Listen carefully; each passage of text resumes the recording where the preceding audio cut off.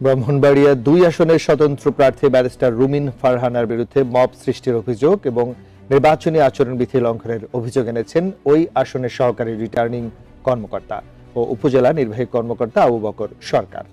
নির্বাচনী আচরণবিধি লঙ্ঘন, নির্বাহী ম্যাজিস্ট্রেটকে বাধা প্রদান এবং হুমকির অভিযোগে ব্রাহ্মণবাড়িয়া ২ আসনের স্বতন্ত্র প্রার্থী রুমিন ফারহানার বিরুদ্ধে ব্যবস্থা নিতে সংশ্লিষ্ট নির্বাচনী অনুসন্ধান ও বিচারিক কমিটির কাছে চিঠি দিয়েছেন সরাইল উপজেলা নির্বাহী কর্মকর্তা ইউএনও মোহাম্মদ আবু বকর সরকার।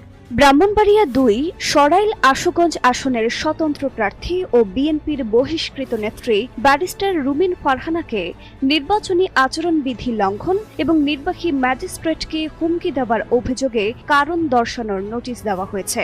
দীর্ঘ রাজনৈতিক জীবনে ব্যারিস্টার রুমিন ফারহানা বরাবরই আলোচনা ও বিতর্কের কেন্দ্রে ছিলেন। সাম্প্রতিক সময়ে একজন দায়িত্বরত ম্যাজিস্ট্রেটের সঙ্গে তার প্রকাশ্যে বাগবিতণ্ডার একটি ভিডিও সামাজিক যোগাযোগ মাধ্যমে ভাইরাল হওয়ার পর আবারও তার আচরণ ও রাজনৈতিক শিষ্টাচার নিয়ে নতুন করে প্রশ্ন উঠেছে।